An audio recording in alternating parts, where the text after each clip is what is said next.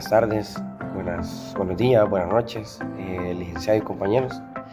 El día de hoy yo les vengo a hablar sobre las estructuras de decisión, if y else, que en este caso vienen siendo estructuras de decisión. Ahora, surge la pregunta, ¿qué es una estructura de decisión? Una estructura de decisión vienen siendo comandos que permiten a un programa tomar decisiones, evaluando las condiciones que se les da. Su función principal viene siendo cambiar el flujo o el camino que toma un código dependiendo si la condición es verdadera o es falsa. En este caso se toma en cuenta que hay dos caminos. Una de sus importancias viene siendo que esto permite que la máquina pueda ir tomando decisiones en el momento mientras va avanzando el programa, etc. Ahora, ¿cómo funciona el if y el else if? El if viene siendo en su traducción un sí, que el sí evalúa la condición inicial. Si el resultado de esa condición es verdadera, se ejecuta el código, o en este caso se ejecuta el código, se podría decir de que sigue su camino normal. Si no, en este caso no es verdadera la condición, pues entonces pasa a un else, que en su traducción sería un si no. Actúa como un plan de respaldo, un segundo camino, o tercero, etcétera, según los que tenga el código de nuestro código. Buenos días, compañeros y compañeros y licenciados presentes. Mi nombre es Axel Osorio, soy integrante del grupo 5 y yo vengo a hablarles al respecto sobre lo que es el ciclo for. El ciclo for es una estructura de control fundamental en la mayoría de lenguajes de programación. Su propósito es automatizar la repetición de instrucciones cuando se conoce de antemano el número de veces que deben ejecutarse. Se caracteriza también por estar compuesto de tres elementos principales, que son inicialización, condición y actualización, que las tres significan: inicialización significa establece la variable que controla el ciclo, la condición determina el límite o criterio que debe cumplirse para continuar la ejecución, y actualización modifica la variable de control en cada iteración, generalmente incrementándola o disminuyéndola.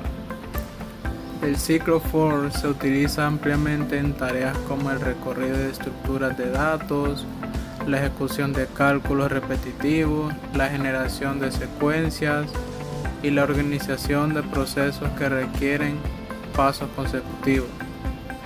Su importancia radica en que permite optimizar el código, reducir la redundancia y mejorar la legibilidad de los programas.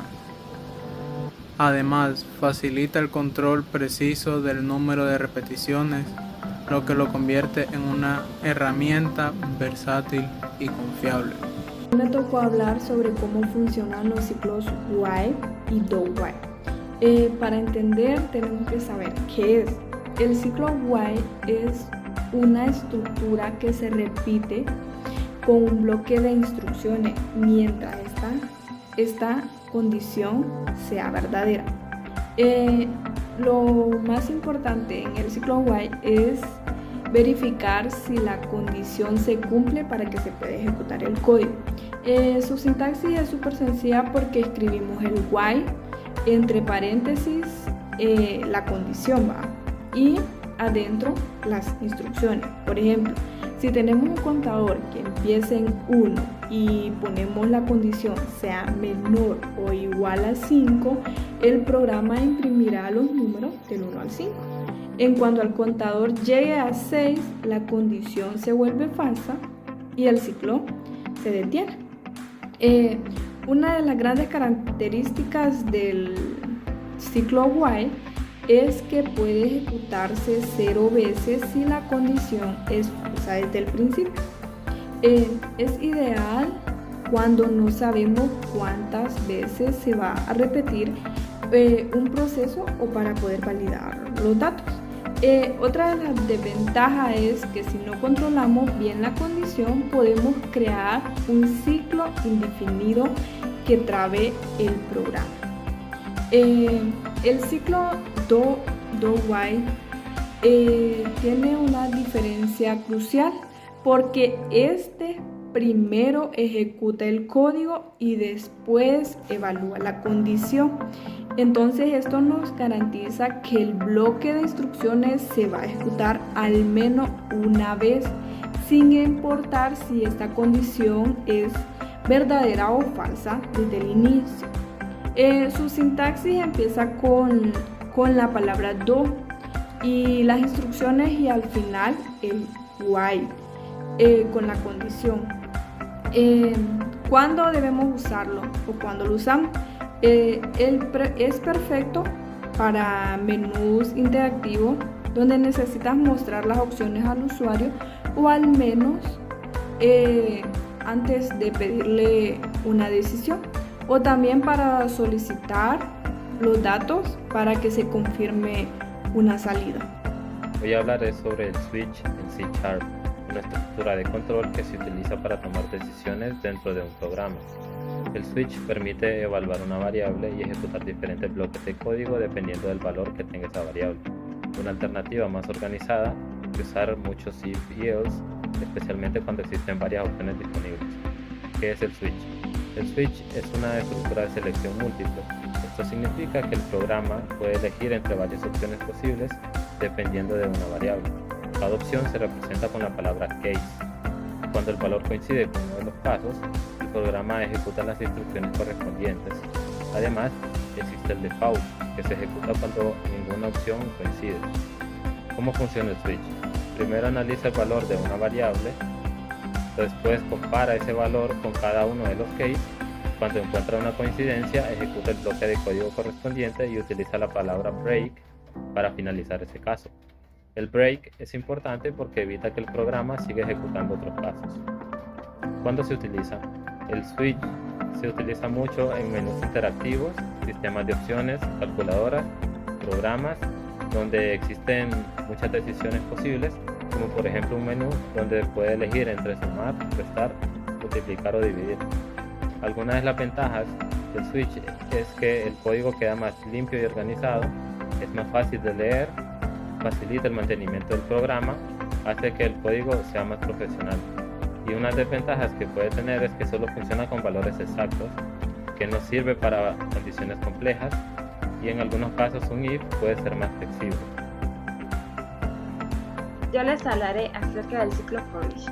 El ciclo for each es una estructura de control utilizada en programación para recorrer colecciones, como arreglos o listas de forma automática.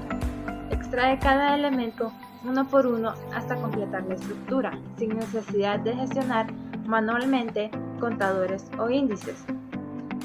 En cada repetición del bucle, el for each toma el siguiente elemento de la colección y lo almacena en una variable temporal para que pueda trabajar con él. Una vez que recorre todos los elementos de la lista, el ciclo se detiene automáticamente. Algunas razones de por qué deberíamos utilizar el ciclo for each es debido a su simplicidad, ya que reduce la cantidad de código al no necesitar definir un punto de inicio, una condición de parada. También deberíamos utilizarlo por su legibilidad. El código es más fácil de leer y entender de un vistazo. Y como última manera para utilizarlo está la seguridad. Evita errores comunes como salirse de los límites de la regla.